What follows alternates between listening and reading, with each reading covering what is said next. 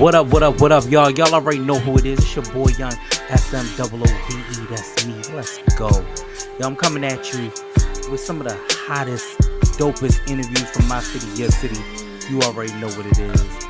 And not to mention the fact, I got my R&B only that I'm coming back to on TikTok. So we jam out to the hottest R&B. Keep in mind, we're going to chop it up, hear about the latest and greatest in hip-hop and more with my good friends and good times. And if you ain't watching, what's wrong with you, bitch? Either way, push the damn button and let's start the show. Yeah, let's go.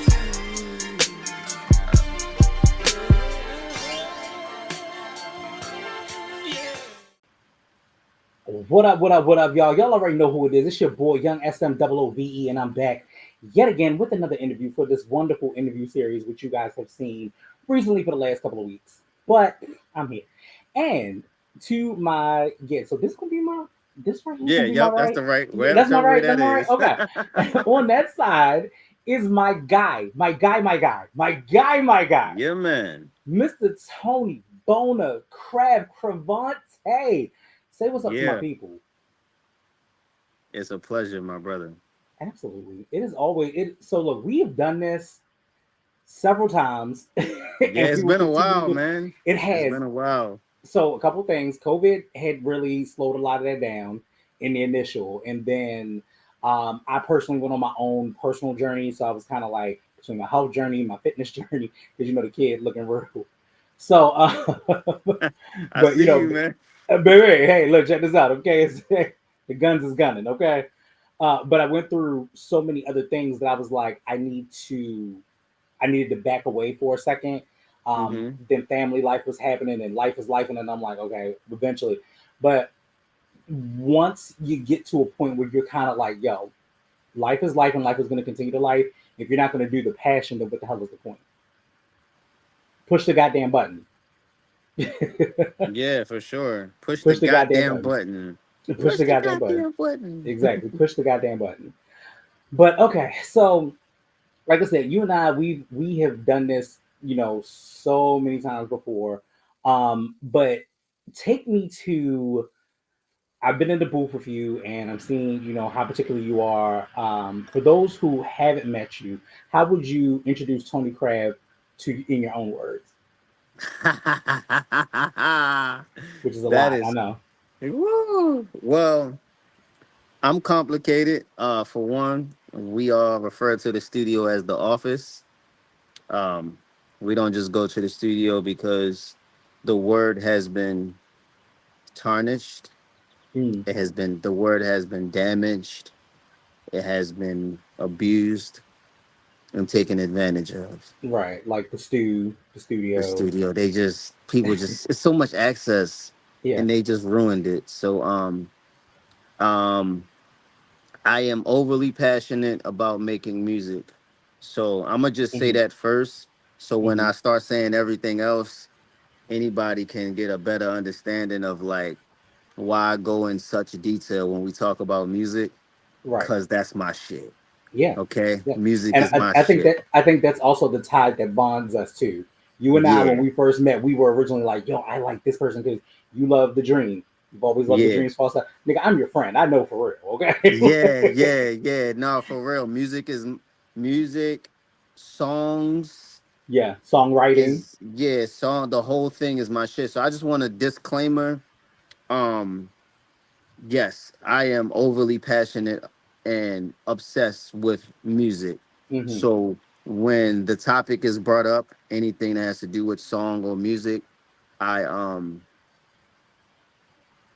how do I put it? I'm like your grandfather. You know how your grandfather talked too much because he got so many stories and he just want that's me when it come to music. So, but I would describe so who am I? I am the professor of song, the hits conductor. I am one of the greatest songwriters of this century. Right. I am as some people have told me as of recently, they have said you are the studio. I didn't give myself that one. That one was put. So So that's who I am. Yeah.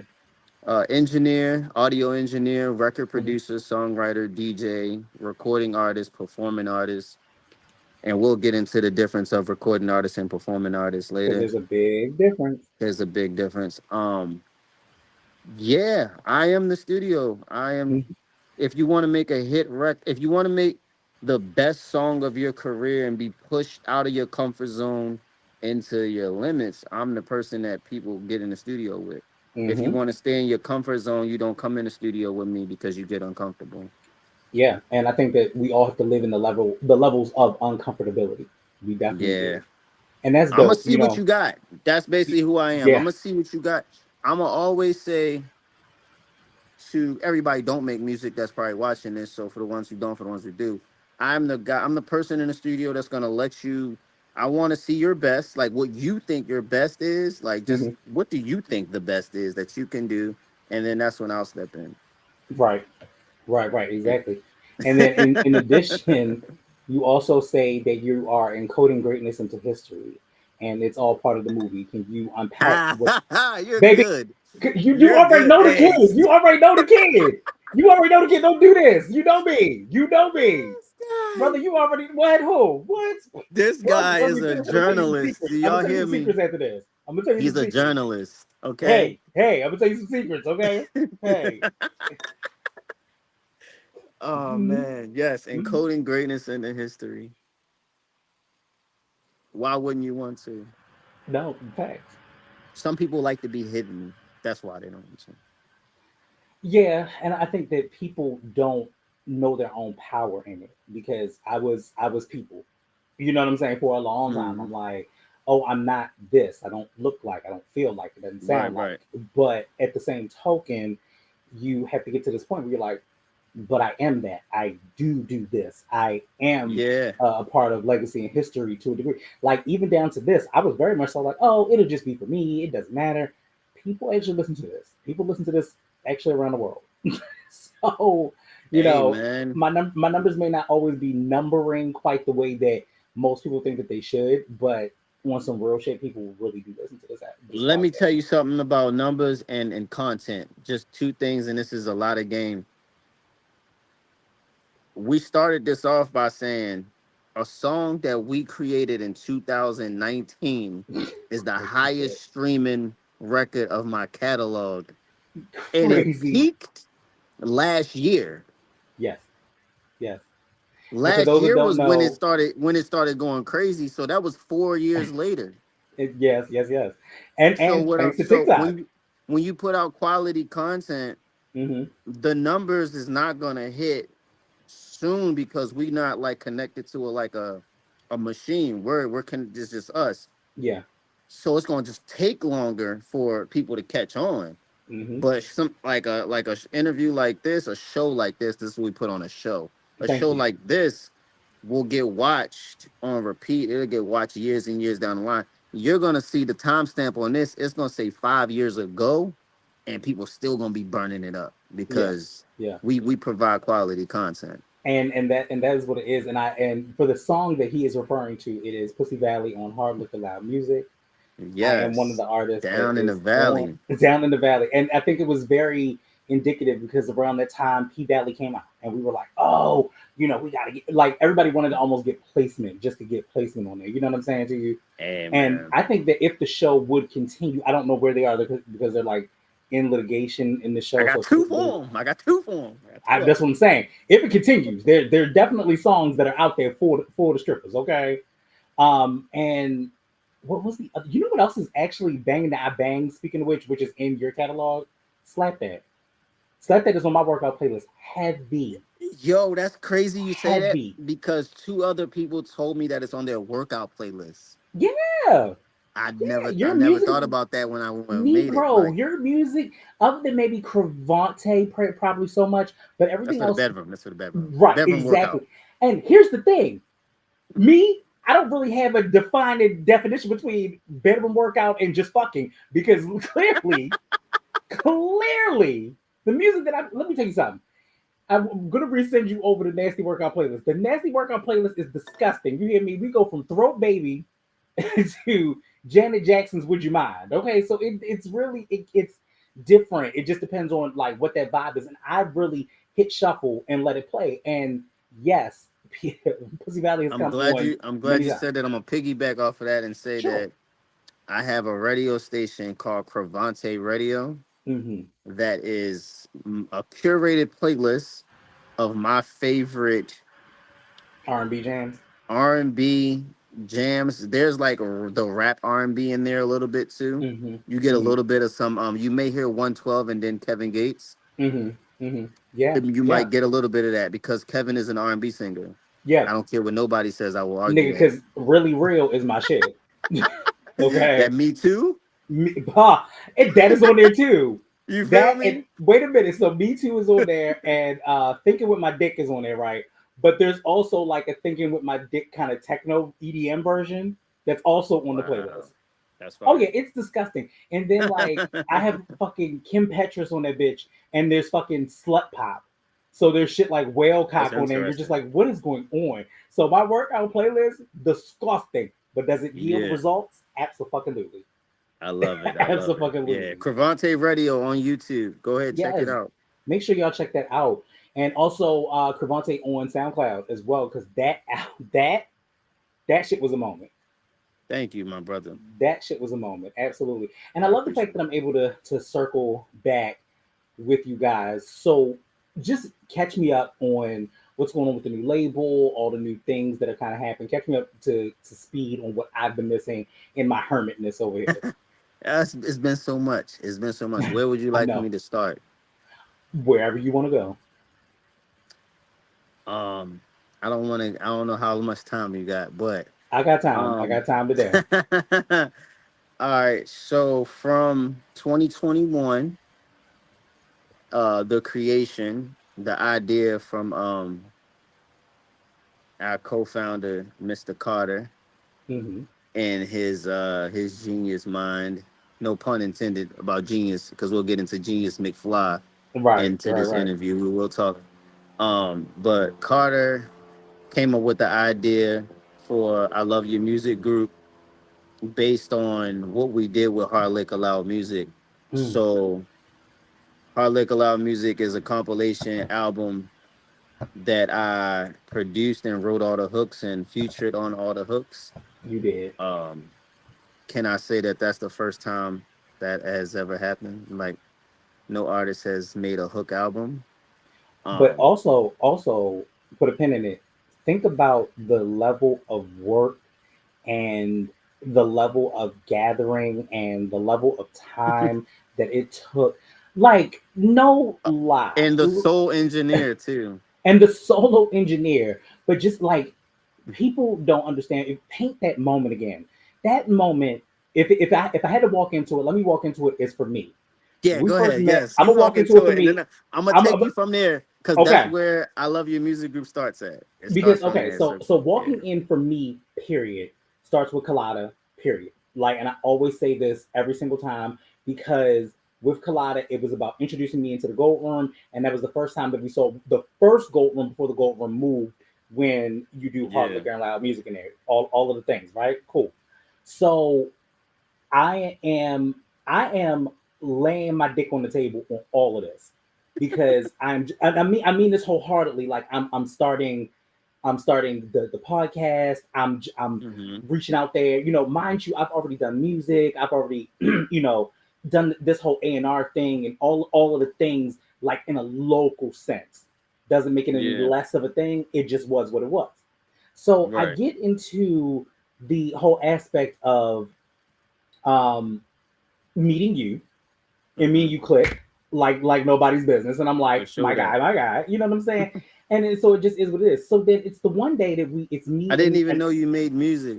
you didn't. No, and I'm gonna tell you actually how that came about was one of the days that we were in the booth, which is a random, we were just in there, and it was me, you, and Alvin was around there somewhere, and it was like just a couple of other people that were in the studio at the time. And I go and say to you, um, "Oh, by the way, here's the mixtape that I made like 6 years ago at that particular point." and you're listening to it, and one of the songs that was on the mixtape ended up being Weekend Lover, which was the Jamie Foxx situation, and you was like, and you were feeling it, and you were kind of rapping the words before I even said them. It was like, okay, cool. So in my mind, I'm like, damn, he is feeling it. Okay, cool. Didn't think anything of it. So then you bring the project. We're fast forwarding to Hard Liquor Loud Music. You already have tracks already done. You're collaborating with old beats on it, and there are tracks everywhere. And you're just kind of like masterminding and putting it all together. And then we hear the Luke beat, and I'm like, I love this. Okay. I was like, nigga, I'm gonna go ahead and write to this. He was like, all right, I'm gonna fuck. So you go off, do your shit. You feel what I'm saying to you? And I'm just saying, I'm in your booth, I'm in the studio, and I'm writing. And I'm writing, and then I'm like looking at different references from Luke and Two Live Crew and like Trillville and it shit got like very that. disgusting on there. Yeah, and so then I thought about it. I was like, well, you know what? If we're gonna go this hard, let's go hard. Let's go hard. Pause. No pause. Like let's Oh let's yeah, go no, there. you went there. You I went did. I Live was like, Crew. I'm not because first of all, my line is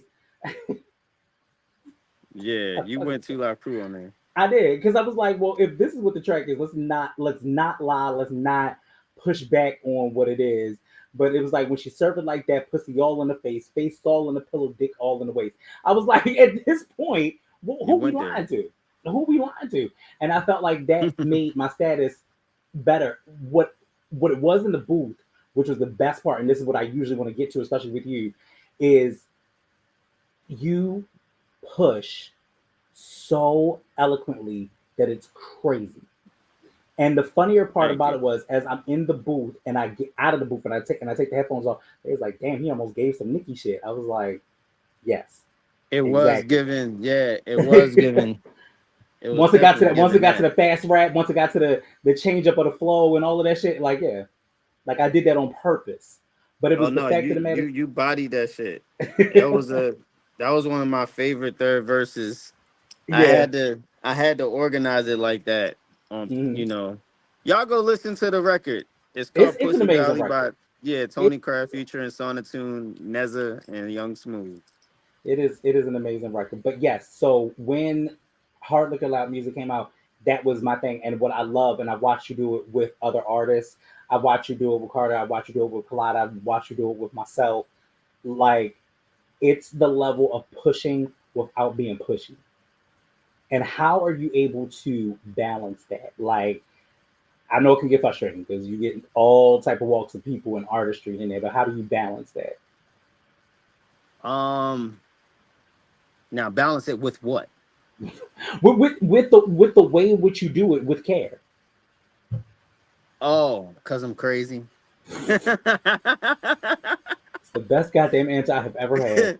Because I'm crazy. Because I'm like, okay, let me take y'all like through this. So let's take them back, Smoove. I'm a rapper. Sure. First.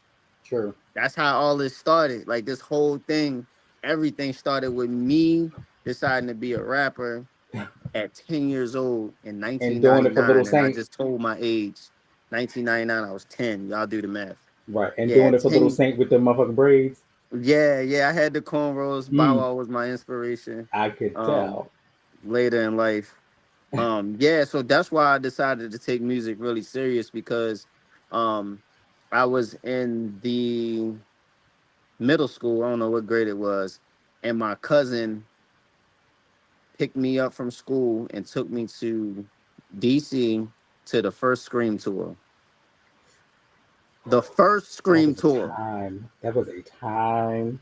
The first Scream tour. Yeah. I was next to this girl. And Bow Wow, shout out to Jermaine Dupri. This shit was cinematic as hell. His intro was cinematic. Like he was like in a dog pound, and then he escaped and then came off the side of the stage and walked across it was fire.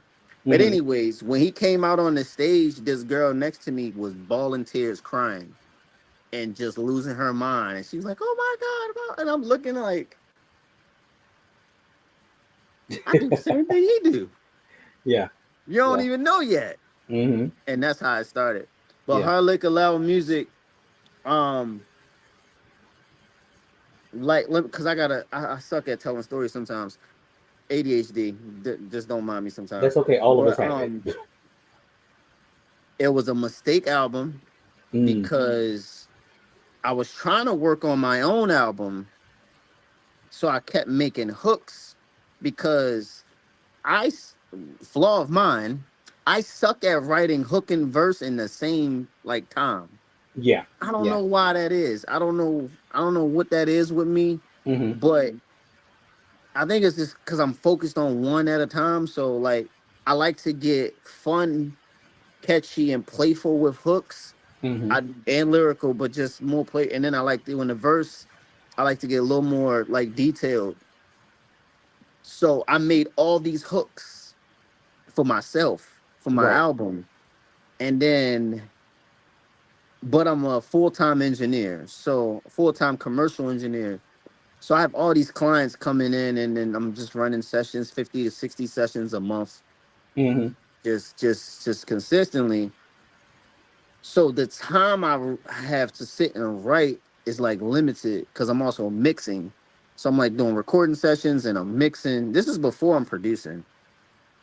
So I have all these hooks and all these clients, and then I just was like, you know what? And then there's outside of clients, there's just you've been to the gold room. Yeah. There's just artists just Oh, in and out, it was a moment. and See, people don't understand that was the golden era of the gold room. yeah. Yeah. I definitely did that. That is something I'm proud of, minus the other stuff. Yeah. Right. So Right. so I made all the hooks. I had all these people around me, and I just, I'm hearing everybody's voices and stuff. So I'm like, okay, well, let me put people on records now. Like, just it's open verse party at this time. Like, Right. all Right. right. Right. And at this time, really smooth. I only got about like 8 songs, 8 to 10 songs. The other ones was made as the momentum was popping. Right. So Right. like records like Go Get It, Cash Cash Hog, the first Uh-huh. track, Uh-huh. Bounce That Ass, um,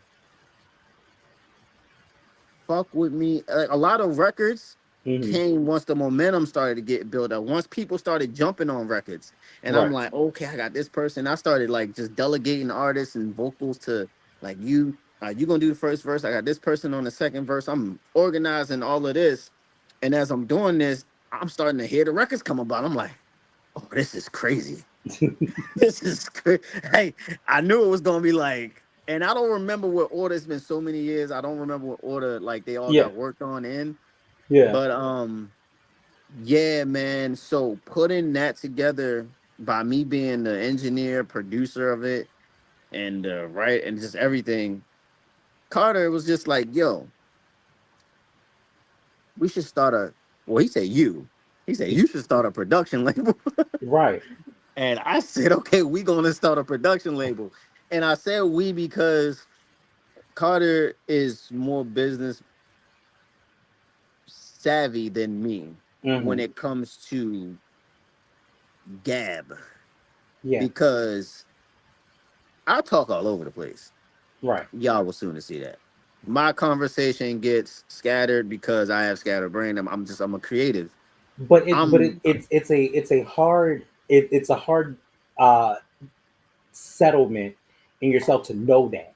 You know what I'm saying? To say, okay, well, look, this is what I do. I know that I'm all over the place, and to add mm-hmm, partnership to that, because I think what we have gathered, and even myself, because there are some things, again, you and I will talk offline about that. There are some things that are happening that I realize that I am not going to be able to do myself.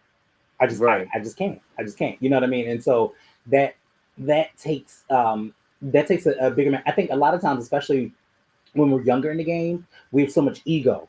So much ego. It's so huge. Just, oh, I could do this, and then it's like, taking out the middleman. But we always seem to take out the middleman. But then there's no man standing with you at this point. It's just you, and you're like, what the fuck? Like, and it's So even doing this podcast, I'm very much so aware that there is burnout. Like, I get burnt out. My question to yeah. you is, how do you focus within So yourself to the to not balance get burnt thing, out? the Yeah. yeah, how you were saying the balance, how I'm literally crazy, bro. Like all I care about is music. I Yeah. swear to you. I'm not like exaggerating this. Like I literally only care about making music and making a living off of making music. Let's Right. emphasize on that part. Hmm. Because it is the business. It is a business. I'm in Hmm. the music business. Some people make music. I'm in the music business. Right. I I get paid from music, whether I'm getting paid as an engineer, whether I'm getting paid as a songwriter, whether I'm getting paid as a producer, whether I'm getting paid as a DJ. I'm getting paid to Right. make music. So once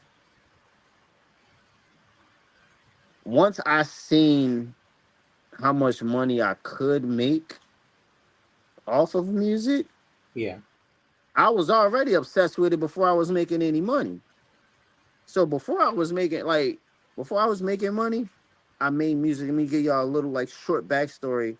When I was 7, 8, 9 years old, Hmm. I wasn't outside playing on the playground. I was in the house listening to the radio, making mixtapes for my uncle, and I was watching BET and MTV and recording music videos to make a music video playlist before YouTube, Okay. so Say that say when say it people, again for the niggas in the back. Okay. Say it again for all the right, niggas in the back. yeah, Because so this is the importance. The importance is that you were watching and making and creating and yeah, knowing that that is the talent that you are harnessing prior to any of that becoming the thing.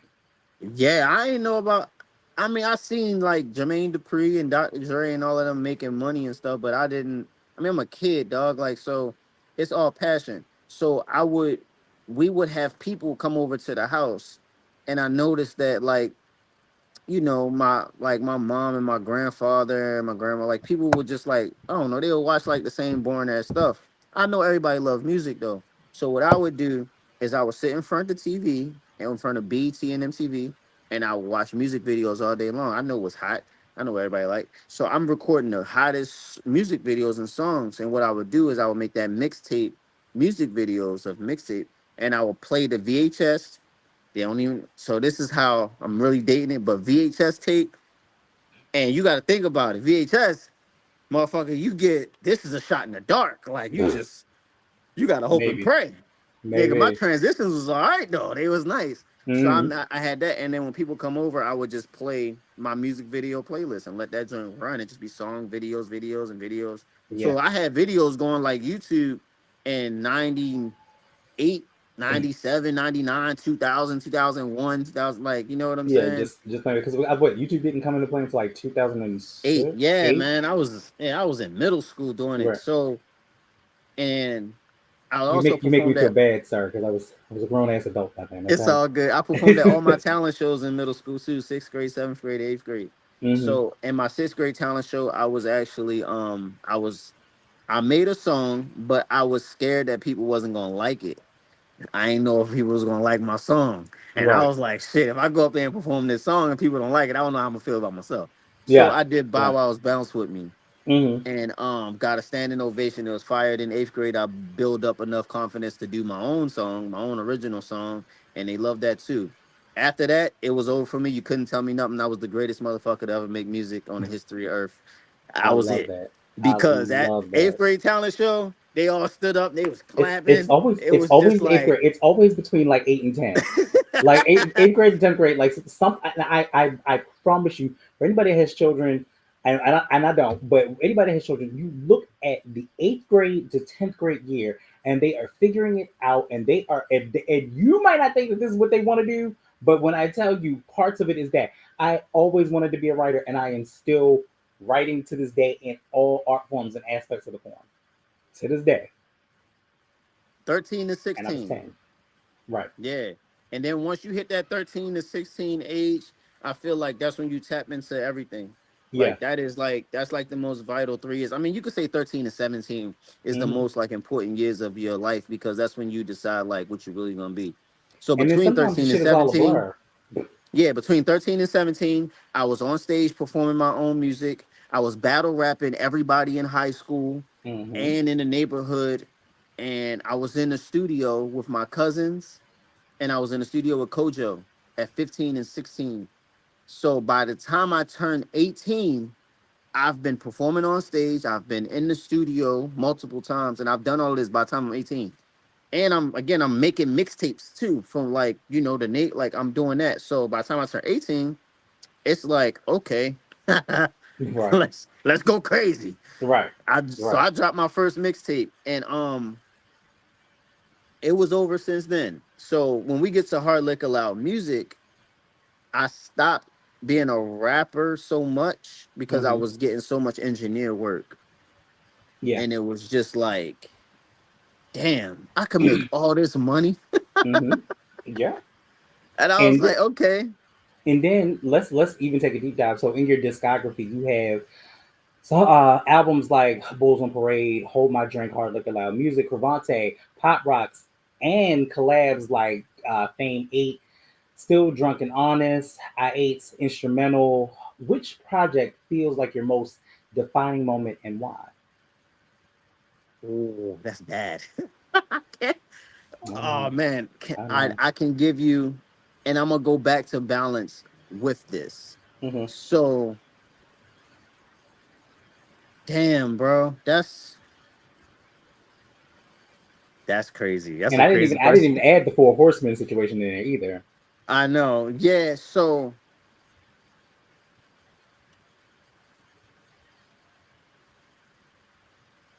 I'm gonna give you defining moments. I'm gonna say Hard Liquor Loud Music because that was the defining project of who Tony Krav is. That was like, nigga, you can do all this shit by yourself. You don't need nobody, but you're able to gather all this talent and put them together and make it cohesive. And I found superpowers. You feel what I'm saying? Oh yeah, for sure. Hard Liquor Loud Music, I found superpowers. Then we get to For Your Consideration, which is the first album that I fully produced by myself. Every track, sole engineer as always. I mean, I'm gonna just say I'm sole engineer on everything, so I don't gotta keep saying I'm sole engineer. I'm sole engineer on everything. Everything you hear me on, or it's just me, nobody else. Those two, and then Pretty Impressive. Now that is, and it goes like that because Hard Liquor Loud Music, I discovered superpowers. I figured out what I can do. I was like, okay. And it was also me like stepping back from rapping, but I still was letting people know I could rap because I'm like, I'm that, So like, yeah. There's that. So and then that kind of sparked the I Love Your Music group production label idea. For Your Consideration was the first attempt at like, well, can you do a whole project? Right. And I was like, I don't know, can I do a whole project? But I had made Vice City, and then I did Brunch at Tiago.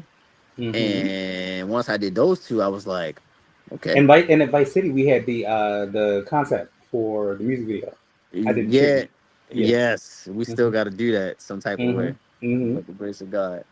Oh, it is gonna happen. I'm in God gonna make that happen. I'm in a manifestation era of my life, and I'm manifesting all things. And in addition, I'm also doing a vision board. So it's a lot that's going to be happening. Yeah, but those three specifically because they showed me what I can do, and I'm a big person. Like,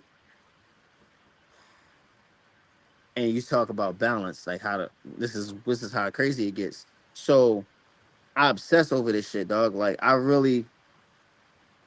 can give people a little insight. So I've been doing this my whole life, as y'all heard. Like, since I was a kid, I've been wanting to make music. I didn't start making music because I found out you could get rich making music. I didn't even know you could I saw people get rich make music, but it wasn't believable to somebody from Annapolis, Maryland, to be like, yo, you can, you know what I'm saying? So shout out to my mom too. She bought me my first karaoke machine when I said I wanted to be a rapper with blank tapes and all of that. But I say all this to say, Hard Liquor Loud Music, I found out what I could do. I discovered something. I never tried it before. For Your Consideration, I never produced the album, let alone be a producer, dude. I started making beats the year 2021 when I made I Love Your Music group. Like, yes, you did. Yes, you did. I had just started. But you know, I was already, but people was already calling me a producer because I Yeah. was already producing. I was vocal producing. I'm producing songs. When you come to me to record a song, like you don't just get a recording. I'm not your average, your No. fly by night recording engineer that's just gonna, record you, make it sound good, send you on your way. Okay, cool. If you leave the door open for me to vocal produce you, to rearrange your track, Oh to yeah. take your outro and make it the intro, or that bridge you got, make it the whole hook, or you ain't got no hook and you Let said this me. and it sound like a hook to me, I'm gonna make it the hook. Like I'm that guy in the studio. Are you gonna Okay. come to Yeah. me with something, No. No. with Let an me. Let me. idea? Let me even put into perspective how that goes. It is some people. By some people, I mean me. Have a quote unquote rap persona voice, Mm-hmm. and I was doing it, and I was doing it in the booth, and I was, and it. When I tell you, you caught onto it immediately, and I was like, hey, dang, he noticed this. And I'm like nervous. I'm in the booth, mind you, we got other people out there, you about to have another session, and I'm trying to work through this. And your direction is very, yo, just use your regular voice. Yo, just do this. Yo, don't worry about it. This, that, and the third. And it just became, okay, I'm gonna do this. He was like, yo, just say the words. You know what I'm saying to you? Or it's I put too many words in the sentence. Like, yo, cut it to this, make it this, that, and third. And Mm-hmm. it's never a forceful of, damn, get the shit together. You gotta get it right. Da, da, da, da. It's never that. It's always like this gentle push. There's just enough to say, okay. And I remember being in that booth, petrified. I was like, Damn. I was petrified. I was like, yo, oh my god, because I hadn't in the time frame at that particular point, I hadn't done it for like 4 years. So I Mm-hmm. was like, okay, I'm not. I was like, Don't I'm never not take doing this that shit. much time off, man. Well, you know what? And here's the thing. I love it. I love it. I love to do the features primarily. I don't want to do a whole project. I don't have the drive that it would take to do a whole project. And kudos to those that do it. I don't. And then this had become my love to center it to be like, yo, I love y'all. I want everybody else to be great. I know that I'm walking in a new purpose at this particular point. So that's the only Mm-hmm. reason I'm like, I'm all good with that. I'm all good with that. Nah, man, you got creativity. You got a microphone. You got a Mhm. laptop. You got headphones. I I mean, do. man, if you want to remix your favorite songs and drop them on SoundCloud or YouTube, you can always do that.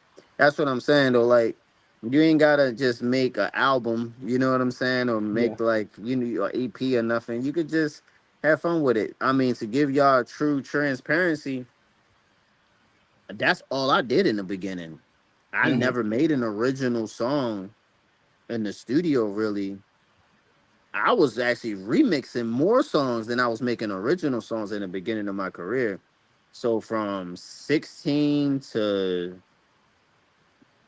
20, most of my catalog was me remixing the hottest like whatever's hot. Like I'm throwing my remix on everything, everything, Right. everything, whatever it is. I had more of a catalog of remixes than I had a catalog of original tracks. Hmm. So it was my gem. I was like, I rap. I always carried this persona and this like mindset, even though I've been in a room with people that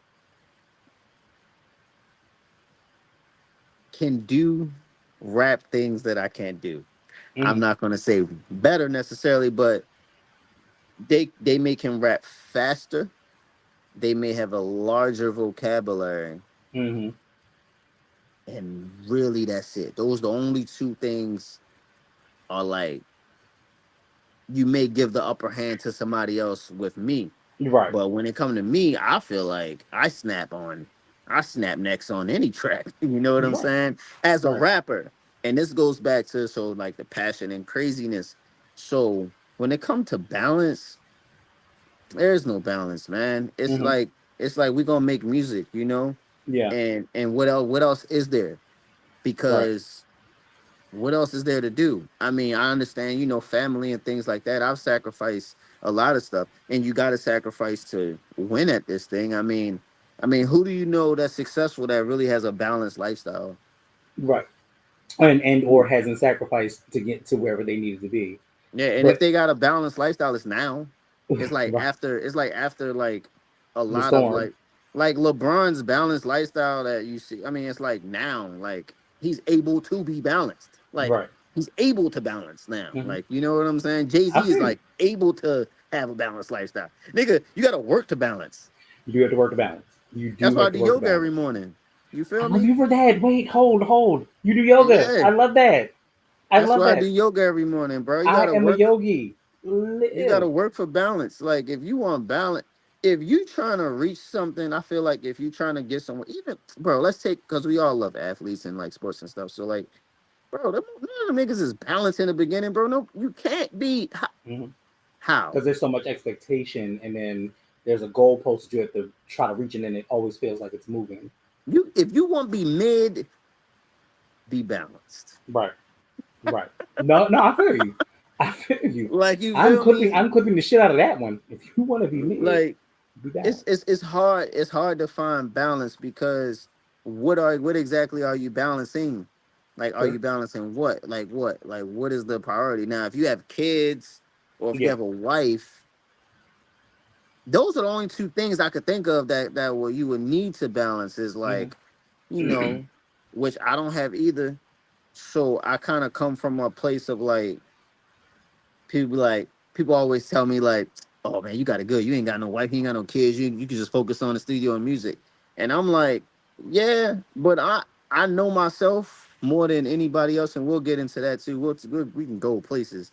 Because I hate when people always say like, I know you. I hate that I hate line. I that. know I you. hate that. I hate You that so don't. much. You And don't, and because and and I it don't know gets it me gets on a day-to-day worse. basis. It gets worse with people who have known you for a long time Yes, because they that feel grows as though the they can. entitlement line of Mm-hmm. I know you more than you know yourself. Yeah, Ooh, that's dangerous. that's dangerous. But I know me, man. I know me. And if I had a kid, I know how I would balance that. If I had a wife, I know how I would balance that. Mm-hmm. And they would have to not even have to understand. Being who I am, they would understand just going in immediately. Whoever my Right. wife decides to be, that woman is coming into my life, you gonna see what's going on already. You gonna see already that me and CZ are in the studio. We may be booked till 2 a.m. and we may leave at 4 a.m. Mm-hmm.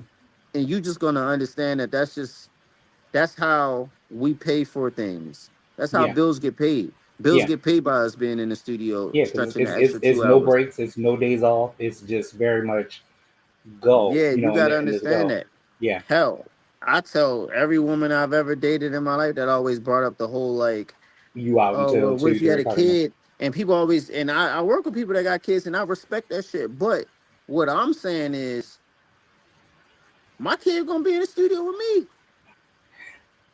Why not? For the Like, most part, but hey, later look, on in life. But you also if we you have to working get on a that a record 5 year like Pussy balance though. Valley, if Yeah, we working on Pussy Valley, there's a lounge. yeah, yeah.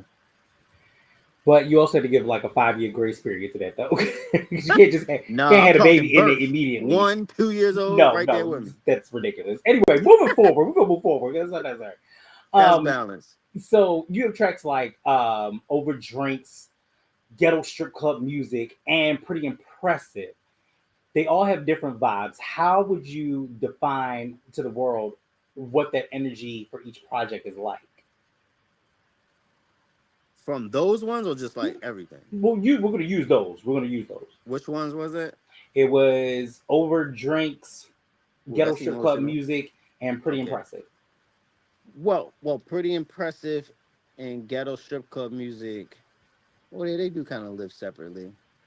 Ghetto Strip Club Music is um the after party of Hard Liquor Loud Music. Mm-hmm. That's what that is. It literally is like the leftover two tracks that wasn't on there because it's just me on the hook on Ghetto Strip Club Music. But they are the big strip club records. Right. So big Beat King fan, big rest in peace. Um that's my lane. That's where I live at. I love partying, obviously. I love hard liquor, loud music, beautiful women. Yes. Yes. That's the Yes. Yes. life. So that's where ghetto strip club We music came we from. have stories. That's all I'm saying. Yeah. That came from me. That's Genius too. Shout out to Genius McFly, my brother Mhm. from. I don't know if Genius claims North Carolina or Texas. He claims one of them, whichever one he claims. That's. But yeah, Genius McFly, one of the greatest producers of this century. Mhm. Um, can do every single genre. That project, yeah, I just wanted to be in a strip club. Honestly, I can't Right. even. That's all I Right. wanted. I just wanted to be in a strip club, and I Well, wanted to speaking have speaking two. of which, since you said that, on singles like "This the Money" and "Pussy Valley" and "Hit Different," what do you feel, or what do you look for in an artist when you collaborate and bring those projects to life? Okay, so to the first part, the the difference in sound with Pretty Impressive Ghetto Strip Club Music and Over Drinks is me. So when Hmm. y'all hear that record, that is me. Um, I took situations from my dating life and girlfriend life, and I put them in one record to emphasize on the fact that balance won't exist and that I, music is everything. I pushed you in this balance thing, didn't I? I'm so sorry. Go ahead. Well, no, it all. But listen, dog, I make music from real life. I don't know about these other artists, Yeah. these rappers and producers that just like they make records off of like I don't know, clout attention. I don't know what they want. I can't speak on nobody else, but me, I make Hmm. music from real life. When y'all hear records like Still Drunk and Honest, Hmm. that's that happened. We went out to Atlantic City. We Hmm. was at the pool after dark. They got cabanas around. It's a vibe in there if you never been there. And that's where I came up with that hook at. I got tequila in my own cabana. Come have a good time, Good girl. Don't time. bring the drama. All that Hmm. ass and attitude, you get it from your mama. I Hmm. like my women drunk and honest. You know, Yeah. drunk mouth, sober thoughts. Tell me the truth. Don't lie to me. Hmm. Don't lie to me. Right. Get drunk and tell me everything. I want to know it all. I want to know it all. I might write a song about it, but I want to know and it all. and that has happened quite frequently. Over drinks is what happens, dog. In my head, I wrote the record before I came up with the title, but it again, it's the Drake intro explains the record, but it's just like I don't know nothing else outside of this because I have a goal that I'm trying to get to. I got big ass fucking dreams, and you ain't about to like slow that shit down or shorten it or like. And I've done like you know, I've done the distractions. That's what I'll call That's the them. best way to put it. It's the best way to put it. I've done People the people watch. distractions, bro, and I seen what the distractions do, Hmm. Hmm. and I Hmm. seen the setbacks. So I definitely should be a lot further than where I'm at right now. You know what I'm saying? And I understand why I'm not. No, you know what? And But that I'll say this to say that to this. I think that we're all indicatively where we need to be because I used to feel the same way. It was like, I should be further, or it should be more, or more eyes should be on this. Fuck that. I am exactly where I need to be because the audience. Because here's the thing: anything that's for me won't miss me. anything that's for me won't Won't miss miss me. The me. man got bars, bro. Anything that's for me won't miss me. And Kicking it with Young that's some Smoove. true shit. And that's old head niggas used to say that shit. Like there's two things I've learned in life. Anything that's for me won't miss me, and I mind the business that pays me. I And mind I the got business that pays me. that from old I'm people. posting that today. That's it. I'm And I posting that. live by that Creole. Like I mind the business that pays me. Like if you But yeah, if your business over don't pay me, I drinks. pays it no mind.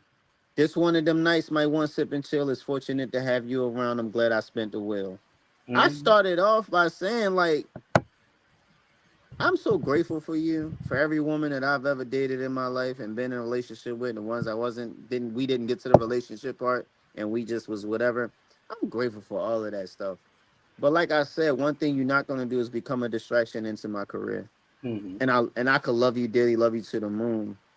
And but you're not gonna become a distraction. Once I find out you're a distraction, you're gonna see ways in me that you dislike, and you're gonna be like, he's doing shit I don't like. Like, yeah, I'm doing stuff you don't like because I'm trying to like create some type of like distance. Like, I want you to grow distant so that because I found out you was a distraction. I bring the sun and stars, and you fuss about the moon. Be grateful for my time.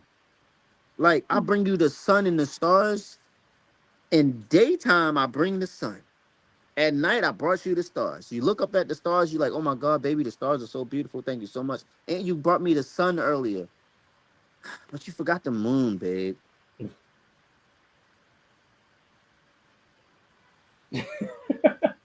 Well, then Do go you get the know what? goddamn moon. Push the goddamn button. Goddamn, push the goddamn button. So you mean to tell me like you can't appreciate the sun and the stars? And that's what the Push the record button. is. It's like Push the button. that's a distraction to your career. Yeah. Whenever you make time for somebody in your career and you're an Mm-hmm. entrepreneur, if you're an entrepreneur and you make 2 hours, if you're an entrepreneur and you find 2 hours to spend with somebody, they should be fucking grateful as fuck. They should be Mm-hmm. like, oh my God, thank you. So I know you have so much going on. I know your brain is probably running right now while we're hanging out because you're just thinking about all the things to do for your business because you're an entrepreneur. That But that should come with grateful. which sounds great in theory, but that's wonderful in theory. It in practice, people don't think like that. Okay, nobody, everyone, every single person that lives, breathes, eats, and shits is Man. selfish. Every single person. Every single person is going to want to have quality time. Like for instance, here's the thing. It's running on about like what, 7 now, which is fine. And again, I'm not wrapping it up. I just want you to be honest because we still got time. But I'm also very much so. I got to get my naked fun day Sundays in, and I got to get my my QT time in, and that's why Yeah. like a lot of times you guys were like, oh, I'm not around like that, but that's the reason why. And you got to look at it like I'm a married man for almost 20 years, and I Fire, look bro. and I look amazing. I look fucking amazing. You know what I'm saying?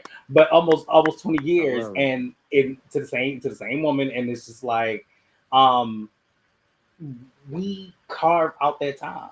And it doesn't have to be a lot. It just needs to be enough. You know what I'm Yeah, saying but to you? it got to be received and appreciated on the other end. And there has to be a level of reciprocity. There has to be a level of Yeah. reciprocity. Yes, And that's what that absolutely. record is. And then over Mhm. to Pretty Impressive, Mhm. the difference of the vibes, like I said, ghetto strip club music was me just wanting to be in the strip club. That's all. I just wanted to be there. And Yeah. I had two records that just like they live there. They're supposed to be there. They should play back to back. I'm a Mhm. DJ also. I know what songs are supposed to play next to each other. Yeah. That's what Yeah. that was. Over drinks was me being very expressive and also showing my lyrical ability that I could rap better than a lot of you niggas, and showing my storytelling, showing that I can pull from real life and I don't have to rap about fabricated things and exaggerate stuff. I could pull from real life experiences and get really really clever Hmm. and be vulnerable. So And speaking of vulnerability, maybe yeah, I'm the problem. Feels both vulnerable and confident. oh, What's your we're gonna get mindset? there. We're gonna get there. Hold Oh, we're up. there. Now We're we're gonna get there. there. You might as well. Now you might as well dive into it. Because that's the one. So Yeah. pretty impressive is CZ Baby. Shout out to CZ Baby. One of my favorite people to ever work with in the studio and ever. Like ever. Like we are Jermaine Dupri and Debrat, Dr. Yo, Dre and it Snoop does Dogg. very much so feel that way. It does feel that way. Yeah, we that in the studio. Like Hmm. I ain't got no producer rapper duo really fucking with us in the studio. We really that, you Hmm. know, and it's because we trust each other to do what each person do. You know, I trust her, she trusts me. Right. We do that. So pretty impressive is the first time I produced a project for an artist, just me and them, Hmm.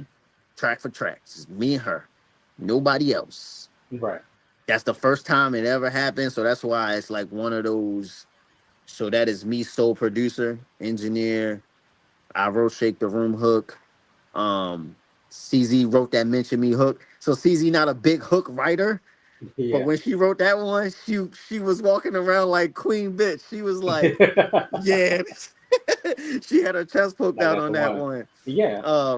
But yeah. So that's what that project is. That project is me flexing as I can produce an artist entirely through a whole project. Hmm. Yeah, Watch me work. and I think you always could because you got to look at it like this. You did it with Hard Like a Loud Music. You know, Yeah, you pushed everybody through that 27 artists on 15 songs. Yeah, on 15 songs. Crazy shit, yeah, crazy shit, 27 people. and still managed for it to come out at the top of the new year.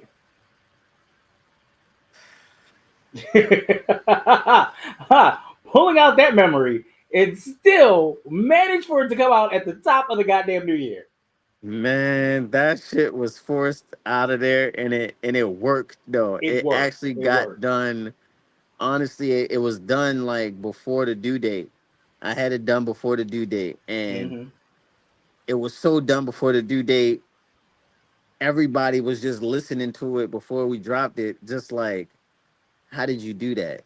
Yeah, because I think what it goes to and what it really stems from is a level of trust. Like people have a level of trust That's left. You with know you. that, right? That's gone. That is like diminishing. What the level of trust? Yes, in Yeah, the studio. yeah, absolutely. Because I think because then we're back to ego and pride yet again. But it's a level of trust. I have walked through my life and really had to say I had to take ego out of a lot of shit. I had to. I had to Mhm. take ego out of my marriage. I had to take ego out of sex. I had to take ego out of just work. I had to take ego out of writing and figuring out the levels of critique. I had to take ego out of doing this and just let it be what it's going to be because once it's art, it's for the masses. It's not for you anymore. Yeah, that's why you got pulled from real life, so you got to go back to it so much. Right. You know what I'm saying? And it I be just, trying to talk to these artists, man, these people in the studio. You got to pull from real life. Because if you mm-hmm, pull from real life, like, you kind of just leaving it there. Like, look, man, like, I mm-hmm, don't really go back to records too much if they really pull from something. You know what I'm yeah, saying? If yeah, we, and especially if we creating in the studio, like, all those different projects you just named, bro, mm-hmm, they were all made different times, different vibes, different ideas. yeah, Like Bulls on Parade is Dre, me and Dre. Same with Pretty Impressive. Those kind of like live next to each other. mm-hmm. Dre and CZ are from Baltimore. I'm not from Baltimore. I'm from Right. You're from Annapolis, Neverland. Maryland. Yep. So for me to come to a city I'm not from and be able to And you know my little produce, cousin. yeah, I produce two projects that are incredible for You artists did. from here.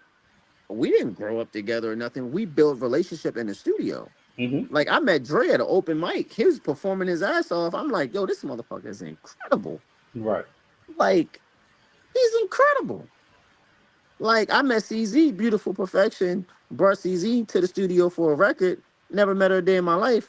I think everybody suck when they come to the studio because that's just my brain. That's how it goes. If Right. somebody say they rap or they sing or they make beats, I just think they suck until Mm-hmm. they show me they don't. CZ Mm-hmm. came to the studio. The first record we made was busting at him. Mm-hmm. I was like, you're fucking incredible. Mm-hmm. Yeah. You know what I'm But saying? that also goes to ego too, because it's very much so show and prove. That's just like and just going back to even you and I was like, yes, you didn't know, even as many times as I came in, I was like, yo, you didn't know I rap. You didn't know that I really had bars. Like, and the reason for that was because I didn't want to stand on ego and automatically be like, man, nigga, I rap all these rappers and do. Like you Yeah, didn't want to be and like do. and do. But at the same token, it was very much like you have to take it out. And I think that's why Hard Liquor Loud music really resonates a lot. And the only thing is, like, I recently did an interview with Neff too, and I was Shout like, out to "Yo, nephew. I love Neffy." And again, one of my best friends that still holds me down. And I was sitting here and I was thinking to myself, I was like, "Yo, that time from Raw and Uncut and Colada's project to Hard Liquor Loud music to fucking Love on Deck." Love on Deck is crazy to me. I still listen to Love on Deck. I still listen to Love on Deck, even though that is a project that is a bane to your existence because you could not get it out to get it cleared the way it needs to be. I Yo, still listen to Love on Deck. that's one of my favorite records It to that this I got day. to shout out to Colada Pen, Yeah, one of the greatest like singer, songwriter, rappers amazing, to be in the amazing. studio with. Mm-hmm. To this She day. let me do stuff on there, and this goes back to what you were saying, like, what's the difference in all of these like stuff? It's the it's what the artists allow me to do. Yeah. Yeah. That's the difference in all of those everything. It's Mm-hmm. like if you open up the door, like if you let me in the house and be like, "Yeah, Crab, you can come in, man. The place is yours, man. Go, the kitchen, bathrooms here, da, da, da, do whatever you like. It's yours." I'm gonna come through. I'm gonna interior decorate, bro. It's about to be fire in here. If Right. you let me in the house and be like, "All right, bro, here you gonna go sit over here on these two couches," and that's it. Don't move. Yeah, if you need something to eat, let me know. If you need to use the bathroom, let me know. You know what I'm saying? If you want to change the channel on the TV, let me know. Right. I'm really not gonna like do too. I can't do. You're not letting me do anything. Right. But the artist I work with, thank God, has like opened up the door and like, look, bro, do your thing. Like I trust you. I trust your ear. I trust Mm-hmm. your taste. Cause that's what us great producers, what we really got is that taste, bro. It That is, and taste you game. are you are a tastemaker because Love on Deck.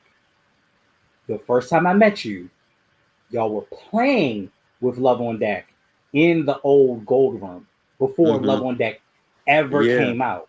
You feel me? And like this, how I knew that I became a fan like that because I knew all the words to Raw and Uncut. I knew all the words to a lot of shit. You know, and niggas was Yeah. like, and when Yeah. the time that we had the motherfucking listening party at the Gold Room and shit, niggas is like, how Right. does this nigga know all these words? Nigga, I'm a fan.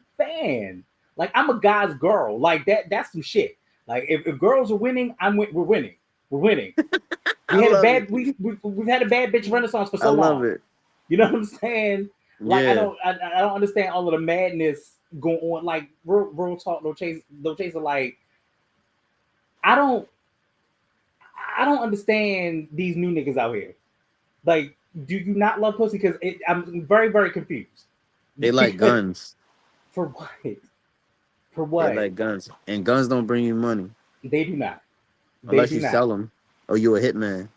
And That's it. then yeah, then The it's only guns person and that butter. benefit off of that shit is the hitman and the gun seller. That's it. Two Exactly. people. Two people. Well, You know that who and benefit? possibly the You know bullet who makers. benefit off sex music? Generations. It's right if it's done right. Generations and multiple people. Why? Because whenever you make R&B records, bro, you know how many writers it's okay to have versus when you do a rap song with a Many rapper, you know how many writers it's okay to have? No, two. everybody butthurt about who wrote what. Man, when we Yeah. make R&B tracks, bro, don't nobody care about who wrote what, like the Right. bridge or this lines and da da da. When you do rap records, especially street records, man, we do street records. These niggas is just like,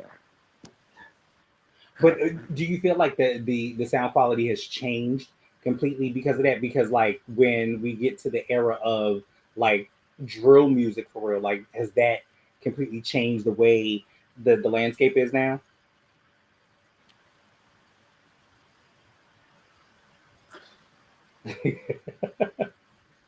Because it's difficult out here. It's hard out here in these streets. I'm not gonna hold you.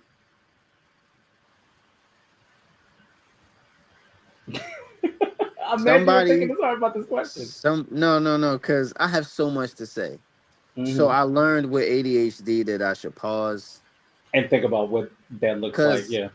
I go, nigga, this is a whole nother podcast. Like I will take it to we be in this bitch for 4 hours. All right. Right. So real quick though, somebody had said us, I don't know where either I read it or heard it in another podcast or saw it on social media or something, but somebody said that people listen to like violent rap music the same way people watch a John Wick film or The Mm, Equalizer. mm-hmm. Mm-hmm. It's like you Mm-hmm. watching that shit like, damn, that shit hard. Right. Whew, that's crazy, motherfucker. He slit the nigga throat in, shot him in the head. God damn. Like one or And the it's other, like, sir. One or the other. yeah, but it's like, okay, that's cinema, right? And that's Mm-hmm. great cinema.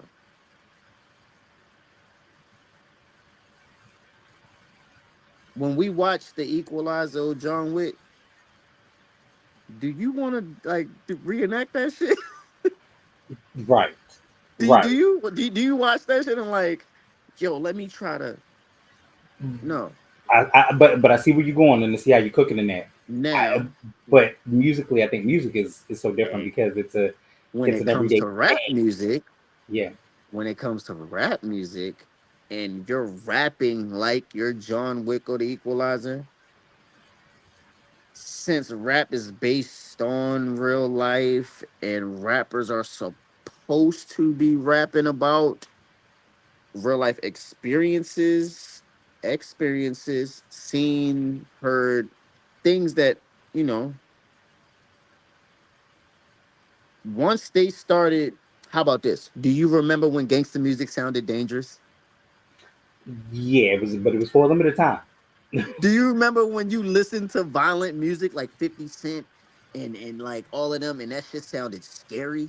That shit sounded dark. It was No, like, oh my. I would say if you wanna go back to earlier times, you wanna talk Bone Thugs and Harmony, you wanna do Snoop Murder Was the Case, you wanna do the Ghetto Boys, you Shit, even Three wanna Six Mafia. Three Six Mafia, which again, 3 6 Mafia, which people never think about it because it's the 666, like all of that. Yes, hip hop has its hardcore rock and roll moment to it too. Yes, very much so. Yeah. So there was a time when like violent rap music sounded dangerous. It was like, oh my god, this shit is scary as fuck. Like, Hmm.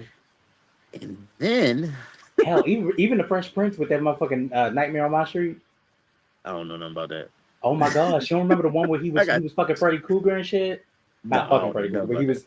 Oh my god, that means I'm But old. Look at then that. niggas started dancing to the violence.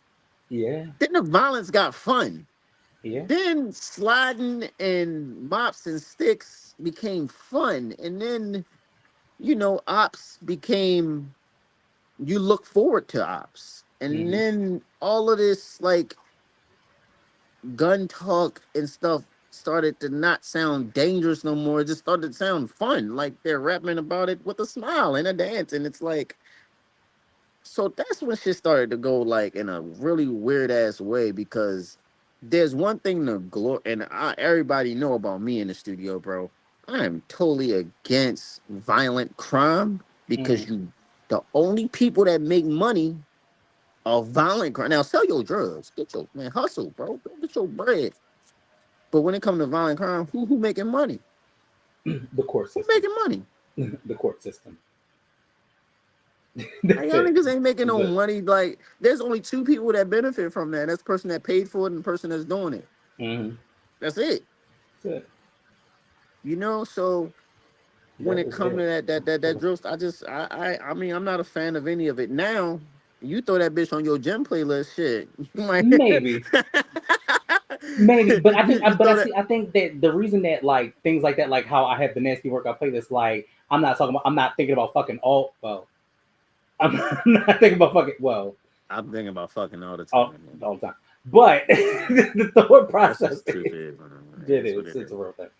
But the reality is, it's not. I'm not doing it in dangerously. You know what I'm saying to you? I'm not. It's Yeah, not that. And I think that that's because the endorphins are running through your body that you're not thinking about it. But then right. when it becomes and it's in places like how sometimes drill music and just not, it's not just shitting on drill music, but it just happens to be That shit that gone still the air. too. It's gone. Like drill That music is shit not the, gone. That shit died. it's not what it That used to shit be. died with the fucking music. Like Because nobody wants to hear that. nobody wants to die every time they're listening to something. Like nobody want to hear that shit all the time, bro. Like now, Like when it it just comes don't to make no sense. now, can we agree on this, my brother? How long have there's been hit records, hit records Hmm. about romantic intimacy? How many decades we in now? Uh, I'm in four, Has it so has it gone away, brother? it okay. Yes and no. Okay, it Yes, has changed its course. no. Not even that it's changed its course. Yes, to a degree that it's changed its course, but it is primarily where the sex was implied, it's straight fucking now. Now, because this is gonna sound so misogynistic. Not the air quotes. Yeah, misogynistic. Not the I, air I, quotes. I got called that recently. So, You got called misogynistic? Go yeah, figure. I love Go my no, I figure. love my women. Right. This is what happened with the music though, and Mm-hmm. not saying that women got the power, right? Women got the power Especially now. when it come to intimacy. Women are the CEOs of intimacy, no matter what. Come on, man, they Mm-hmm. are. They the bosses of it. Right. Once they started acting like the niggas, the dudes, and Oh, they like, oh, oh, I'm a that's a little pimp. bit of that's a Once they little bit of a started doing word. that, that's when it changed. They was just like, Yeah. shit, man. We We fucking like niggas. once that Yeah. happened, that changed R&B music forever. It was Yeah. just like, shit, y'all Yeah. niggas, shit, we too. I'm But glow, on the glow, glow, but glow on the P. You know what I'm saying? Megan Thee Stallion refers to herself as a pimp. she does. Glorilla refers to herself as a pimp. She Lotto looked like refers to and that herself motherfucker as a looked like a pimp. pimp last night when they got their VMAs. They all pimps. They like Yeah. shit. We the motherfuckers. Like, get on your knees for me, nigga.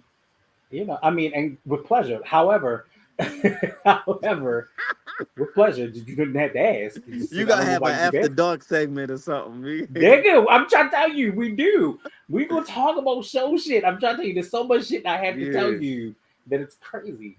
But yeah, so it really and you just made me think of something. See, you got my ADHD working now overtime. Hey, It's bro, that's crazy. what I'm here for. I'm here to help with Right. that. But I think that the change also came like there aren't any crooners. We don't have the crooners. So Where are now we do where, though. So now we do. now? They're No, let, just let me be clear. I yeah. yes, my last podcast, I just that motherfucking October London nigga. Leon's That almonds. motherfucking October London Yeah. cannot be fucked with. That motherfucking Nah, Luke he can't be. James. That motherfucking Lucky Day. These are the new niggas. These are those new niggas over there. Friday. Friday, Friday. nigga, Friday be crying on record a little like bit. a You know. motherfucker. Because here's the thing. But here's the thing. If you are a '90s kid, what you are aware of is there is a motherfucking white button-down shirt in the goddamn rain, and the motherfucker's arms are stretched out to heaven, yelling because his girl has left him, and he don't understand how the fuck we gonna get back to this point. But we Yeah, need to get back yeah, here because it's real serious. Because my fucking heart is hurt and shit, and I'm on a fucking desert and sandy ass beach and shit. yeah. And that is real. That is real fucking R&B. This You, today, I just want. First of all, let me say this, and this will be an after dark thing that we'll talk about one of these days too. yeah. Look at here. Spit in your mouth and look in your eyes is a ritual, people. Okay, just I want you to be very clear. If you watch Sinners, that shit is a fucking ritual. Okay, that is why Should I try that shit? do not you especially do not do that. Because think about it like this: it's such a You said it's a ritual. ritual though. I mean, like, Yo, it's such a what's the ritual. Okay, benefits? What can I have you get have from you it? have you seen Sinners? I have. I love that. It's Okay, fire. so ritualistically, the art of seduction, spitting in someone's mouth, looking in their eyes while you're fucking is like a soul tie and a See, trap. I've done that shit though, and I ain't know It's what the hot. fuck I was Let's doing. be clear. I'm not knocking it. I ain't yucking nobody yum. However, comma, I'm not yucking okay, nobody young. I like I'm, that. I'm not yucking nobody yum. But however, comma, there's a point where it's a bit much like if you look at it, that's why Mary and Stack were together forever in that moment because that was right before he bit her. He was like, I mean, she bit him. She was like, he's like, oh, you're drooling, and she was like, oh, you want some? And he was like, yeah, because the shit hot in the moment. No, but that's also her essence. It's almost like a snake venom. Hmm. Yeah. So here's the thing: all things that look Preach. good for your benefit and feel great in the moment sometimes ain't that. I Okay. learned the hard way. Okay. And then I give you one better. Sometimes I'm giving away too much game. sometimes drop it, man. Drop it. The world need it. when niggas They addicting gonna you down, clip it up anyway. They gonna clip it up. Go it's, ahead. it's going on TikTok. When niggas are dicking you down, okay, and they are asking to say their name, or we're pushing harder and harder and deeper in between. That is a way to touch into the soul. Listen to that man. He talking to y'all out there. I'm just telling you. Like, if a nigga is hitting you in the back of the uterus 500 times before he get a nut, it is a way for him to get into your soul. That's not even just having a kid. That's just fucking. I'm one of them niggas. I do it all the time. But who the fuck got to shame my game? I want to hit the fucking back wall. I'm just saying. Ain't no shame. I'm not fucking with you today, boy. This is too much. Okay. Yeah, you know how we do. My demonetization is already on. It's fine. It don't even matter. But this ties back to Cravante. Now I want y'all to go and listen to that album now. Yes. From track one. Listen to it all the way through after we just had this little piece right here. Now listen to it. So go ahead. Then, in addition, that's another thing. Are we going to do an act 2? Because you did act 1 with the. See, here's the thing. You did act 1 with the ladies. I'm trying. I think you should do an act 2 with the fellas. But I'm trying to. Now, here we go back into the music career. So, you know, Smoove, throughout this journey, bro, I've discovered I've been in the studio with more people than, you know, anybody, because I'm the engineer and the producer. Right. Everybody don't take this serious, bro. No, absolutely not. You can't count on everybody to show up for a show. You can't count on everybody to show up for a video shoot. You can't count on everybody to, you know, promote the record that they're on. Like, you can't count on that shit, cause they'll let you the fuck down. And I've seen it. I told you, I take this shit really serious, bro. I'm crazy about this music and about making music, and it's a career. It's not what I do on the weekend. It's my career. You know what I mean? It's really my career. Like Sunday through Saturday, I'm making music. I'm not saying that to like. I really make music Sunday through Saturday, bro. Like every day. Yeah. I'm in the studio. You know, the time of day changes every day, but I'm in the studio. Yeah. So I want to make Cravante Part 2, and I've tried to, and I have tracks. I have tracks. I have stuff. It's just, it's just finishing them, you know. Yeah, and let me tell you something. The kid always ready. Okay, like the pin Thank game. you. I know. Listen, I know you somebody I ain't gotta worry about. I ain't gotta worry about you. But you know what it is though, and I will say this, and this is to toot my own horn. It's my work ethic. It's wild. It is wild, even to do like this. Like I no longer lean on the understanding of other people or the understanding of people. Shit happens. Things happen, and people are not going to love the vision or see the vision quite the way that you do. Right. And they're not supposed to. And the reason for that is because it is the vision that the great Almighty, the Omnipotent One, has given you. And then it is for you to see, and it's for you to execute. Right. We're just conduits, like artists and everybody else. We're just conduits to the bigger picture for whatever it is for you. You know what I'm saying? And that's just conduits. Yeah, that's it. That's it. Baby, let me tell you something. This vocabulary is serious. I don't know why the fuck these things be playing with me. This shit is serious. This shit is serious, okay? And I ain't even got a college degree. Look at this shit. This is serious shit. Serious shit. But you know what? It became a thing of life. And after losing, let me tell you something. 2025, they can ship this shit in a handbag and throw it off of the motherfucking East River somewhere. It's been trash. I've lost people. I've gained new perspective. I've lost, I've won, I've done all the things, and I am, I'm at a point of, okay, cool, what's next? Because I'm ready to go there, and I think that's a big important thing. Now, as far as you also created a Pro Tool template as well. I did. Look at Yeah, this guy. This guy's baby. Did you great. see how? Yeah, see how I segue? Look at the segue. Yeah. I'm like a one So, man army on the segue. Yeah, go ahead. Talk about that. um, I discovered that two things.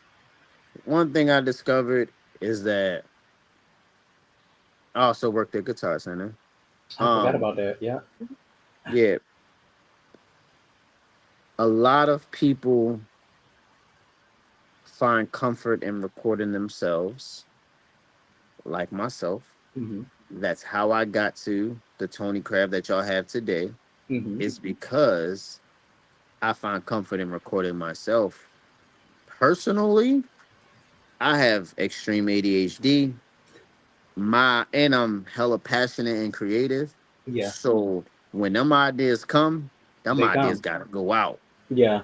I ain't got time to contact nobody, and it just don't work like that. By the time I get to a studio or the engineer come to me, song might be gone. Mm-hmm. So I had to build my own studio and create myself. So I understand that. I understand that people like to work, you know what I'm saying? I noticed that as people was attempting to record themselves, can I say this? How can I say this nicely? Their recording sounded like shit. Yeah. You know what? As a matter of fact, you actually taught me that. You taught me how to turn down. Oh. And then no, dead serious. Like I was like, I kept clipping in all of my projects, and he was like, "Yo, you probably want to turn down and then increase the volume in it." And literally Yeah. in what I do, I'm able to do that. So even a small piece from you and a small piece from Obstacle, like I literally learned how to do this Yeah. individually, and then I started taking on the forms of like the recording softwares and now the video software. That's my next my next endeavor or whatever. Yeah. And a lot of shit we're self-taught, very self-taught. Yeah. I learned that from Mixed by Ali. He said he records quiet because we can always turn it up later. And Hmm. I always knew that method, but I never thought about it until he said he was like, "Yo, record if you record quiet." And it's like, yeah, if you do it quiet, and I mean, once you're done recording, you could just turn everything up. Right. But if you record everything up, You can't turn it down. there's that ceiling. And this goes Nowhere to to go. producers and to all my beat makers out there. Please stop limiting y'all beats and maximize them and master them and sending them to the artist to record on them. Please stop. Please stop. Please stop. Please stop. Please stop. Please, Hmm. please. I'm begging you. I'm begging you. I'm begging you. On behalf of all recording engineers, we are begging you all of y'all that make beats, please stop maximizing and limiting your beat and then sending it to the artist to record over top of it because there's no room. Right. It's done. Like the ceiling has been hit. Right. If you're We at the can't top of the even. ceiling, how can you mix and master it? I can't get it louder than it is the loudest that it goes. Right. And then furthermore, if that's the case and it's so over distorted in being that loud, how does an artist then put their artistry over top of that? Nah, my mom is trying to bring me a charger, but I'm good. You I'm good. fine. Yeah. But yeah, so it's like, but how do how do you put that type your artistry over So, top of something that's just like so super loud? oh man, you just make it do what it do. Yeah. You just make it work. You just make it work. You just make it work. I had a track recently, Hold Me Tight by Hmm. Bari and Turk. Hmm. That's one I had to fight with. Right. Just the instrumental. Shout out to Tip 12. Beat is fire. Like, and it's the quality is dope. Hmm. But it's loud. So I had to fight with the balance of like vocal and music or Right. whatever. So you just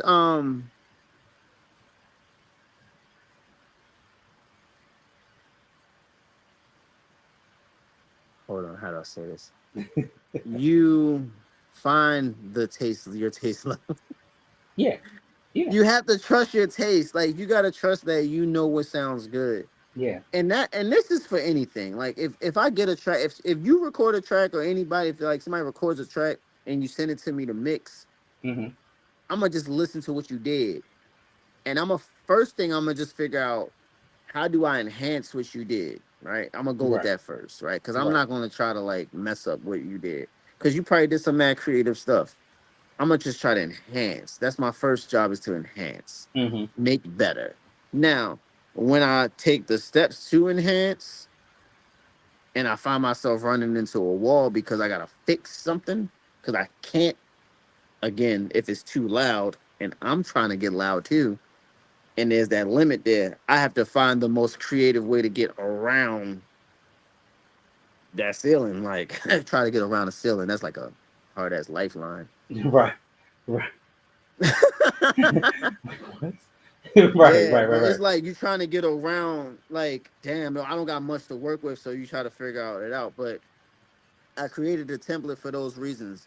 Mm-hmm. One, I want people to send me their recordings back that sound really good for me to mix. One. So that way, if you buy my template and you record a song on my template and you want, I mean, you can mix it yourself, but if you like, yo, Crap, I want you to mix it, and you send it Mm-hmm. back to me, I'm going to love it anyway, because I built it. And And you I already know know what it where to go sounds with like. it. Yeah, and I know it sounds great. I know you're not clipping. Mm-hmm. Unless you actually clipping on your preamp, and Mm-hmm. turn that shit down. Like, everything ain't got to be Totally. loud in the making. We make it loud afterwards. After. You feel me? Yes. Like, it ain't got to Yes. be loud in the beginning. It was the lesson that I learned, and I still use to this day, where I'm talking about, as soon as I punch in, I am literally pulling down all of my sliders and pulling all of my volumes down, so that it's all like crisp and on one level. Like, it has to be like negative, like, I want to say like negative 12.6. Gain staging. You know what I'm saying? And that's Game the point. state. The man But is I talking learned that about from game you. staging. Okay, people, listen to him, Young I Smoove. learned that from you. You taught me that. And Game that's why it's staging. why then all I gotta do, and then here's the thing, it's so fucking simple that all I then do is go to the top. Actually, fuck that, not even go to the top. Click the track, right click the track, ask it to increase it. It increases the volume for me just a little bit, listen to it back, and then my process to do it's wild when people be like, you do all of this, like, it's so bad. I fucking I need find you the to help track. me with my setup, Yo, man. it's You crazy know, as shit. Like right now, the setup is wild. You see all of the shit that's behind me. You see how the I camera love is it. now moving at this particular point. That's my new AI shit. But that's because I That's use my hands. fire. I Whatever use you my got going on is fire. I use my hands. The laptop that's in front of me, that's the one that I'm actually But your monitoring and hand looking at you control the on. camera? Yes. Yeah. And the camera is not but so big. The camera is a goddamn Ubisoft camera, and so it is literally. And I know everybody's probably tired of hearing it because I've said it so much that I need a sponsorship from them at this point. But it's No, this just keep big. it going. Yeah. It's this big. It is this big, and it's literally like a distance away from that, and it shows everything, and it can like pull in, pull out. It auto corrects like coloring in darker rooms and different lighting and so on and so forth. So it does all of the things. Fire. That's But yeah, hard. I also then added my MacBook I had gotten from all the things I'm telling you. And that's why I need to stop talking with my hands. I also got I know I ended up do that getting a lot too. yeah, I yeah. actually have done less on this show than I normally It's talk with my weird hands. because I'm holding them down and shit. So bad, so bad. But I also then use my MacBook like as another source to kind of really like do my notes and shit like that. And then all of my engineering shit will be on this particular laptop that you see with the stars behind it or whatever, and all of that. Mm, And I've done all of this. This is what I was doing, which there's still so much more to do. But this is what I was doing in the pandemic. mm-hmm. I bought my house in 2018, and we started recreating different rooms, and thank you. And I, started doing all of the things. And then, in addition, a friend of mine had sent me a pillow.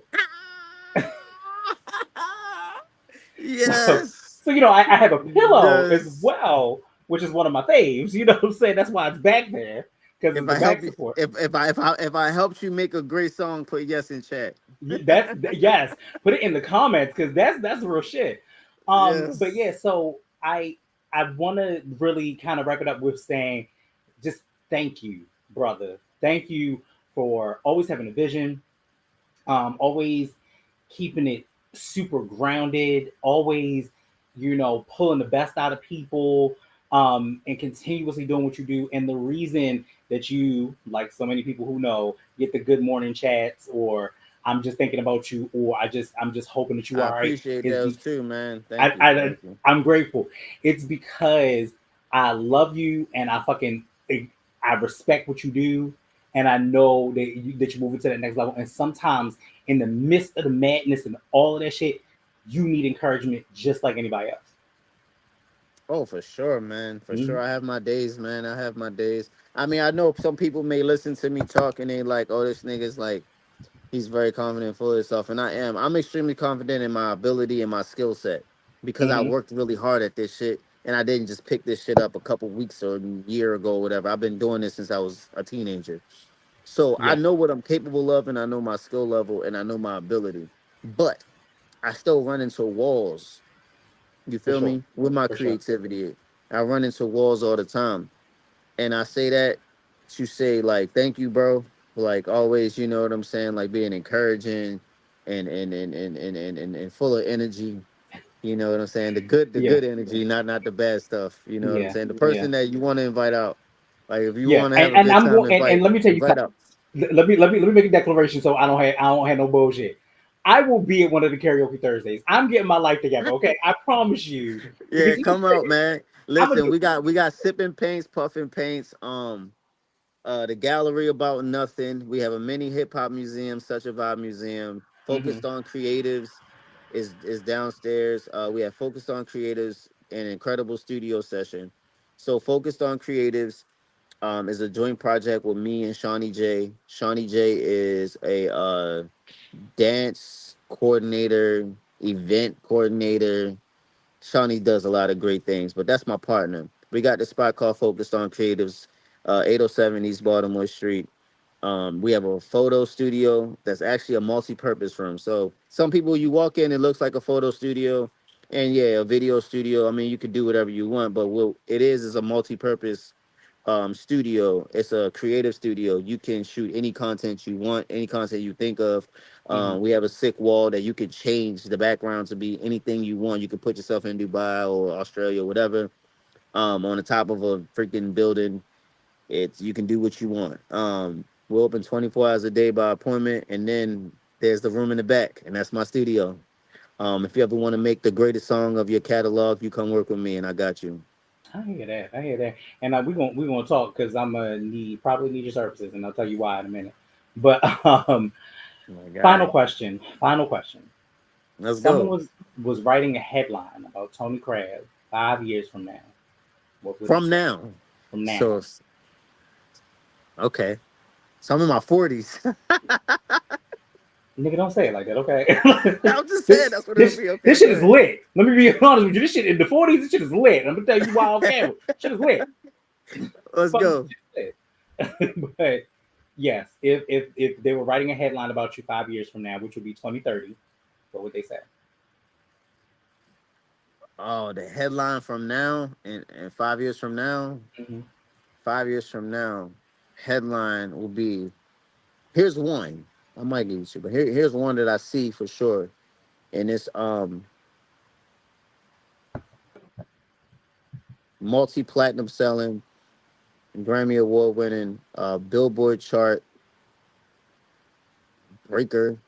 Cause I plan on like breaking those records. Like the Billboard mean more to me than the Grammys. The RIAA stuff probably, but you know, all that shit is like subjective sometimes. Yeah, and that But shit just comes with it. the accolades, man, like you know what I'm Hmm. saying? Or here's another one. Rihanna's new album, executive produced by Tony Krav. Oh, Here's oh, another oh, headline for you. oh, Tony damn. Krav featuring Chloe Bailey, Coco Jones, and Ella May. Oh, because all You of them ready have for that some one? amazing. Let me tell you something. All of them have some amazingness going You ready for on. that Mm. one? And that new. Have you heard that new LMA song? Which one? I forgot what it's called, but I just listened to it the other Cause day, and it Little was. Things is my shit, bro. I think it is. I Little Things posted was this. one of them, I but ain't it's gonna hold you too another long. one. I posted this though, but these are my favorite female R&B records right now. We have Oh my god, Kalani's yes. Folded, Coco Jones' Taste, Carrie Mm. Hilson's Bay, Mm-hmm. LMA's Little Things, Mm-hmm. bro. What was it though? It was actually called something. It might not be Crazy. Little Things. I think it was something else. But But yeah, I think it's just time now for like the recognition. That's what the 5 year headline is oh, now. that's what it was It's called. it's it's It it's, was called it's Tell Her. I think I heard that. I gotta listen to it again. That's But good. the headline is just them recognizing, man. Now it's a recognizing time now. That's all it is. I Yeah, put in so much work, bro. you Like really I have. work so hard. I feel like. I mean, I know everybody feel like they work harder than every. They're like, yo, I work harder than that. Everybody feel like they do, but I Absolutely literally not. told you, bro. I don't care about nothing But else. music. That's Like it. I don't like if somebody was to hit me right now and they want to go out or something or hang or whatever, I'm gonna have to look at my schedule and see what's up on there. And if it's empty and ain't nothing on there, shit, I might put something on there. Like I gotta go mix this on. Mm-hmm. We gotta make this music, and we gotta put this music out. Ain't nobody gonna do it but us.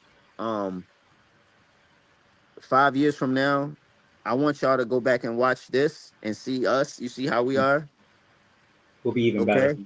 Yes, we're gonna Yeah. be on a yacht, and I'm gonna be like, Gold. Smooth. I'm gonna be like Smooth. Yeah. How's that champagne? He gonna be Amazing. like, this shit's Not smooth. burnt. It's not burnt. You You mean what feel you me? think?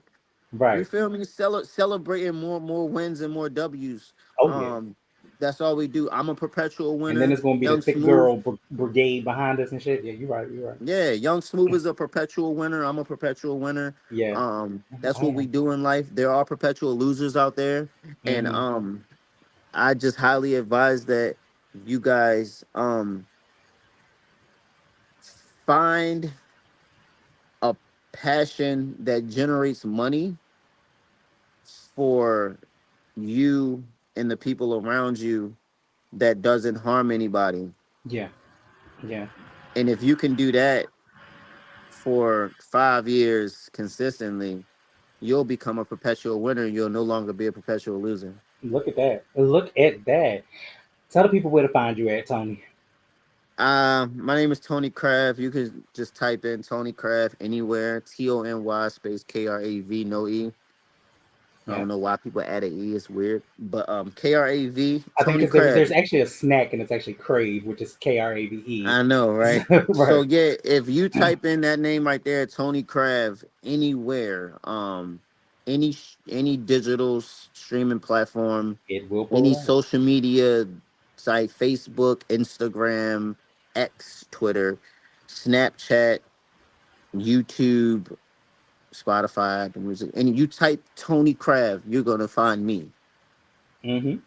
Okay, I'm the Mm-hmm. only one that exists. Yeah, that's true. That's true. Now you type in the Young Smoove, you gonna see a couple of them. But you know, Yeah, if you see the motherfucking logo, that's that nigga right there. But look, we're gonna be right back with a little bit more of the show. Tony, don't go away. I gotta talk to you real quick for a second. And I will see y'all in a minute. We're gonna finish out. All right, y'all. Peace. for sure. Maybe. There we go. Alright, y'all. That's it. We done. We out of here. Hope y'all had a good time. Hope y'all enjoyed yourselves. On to the next. So make sure you like, make sure you comment, make sure you subscribe. Cause y'all already know what it is. We is outside. And that's on period. Yo, thanks so much for all the laughs. But that's all, folks. That's all she wrote. And until next time, y'all already know what I'm gonna do, what I'm gonna say.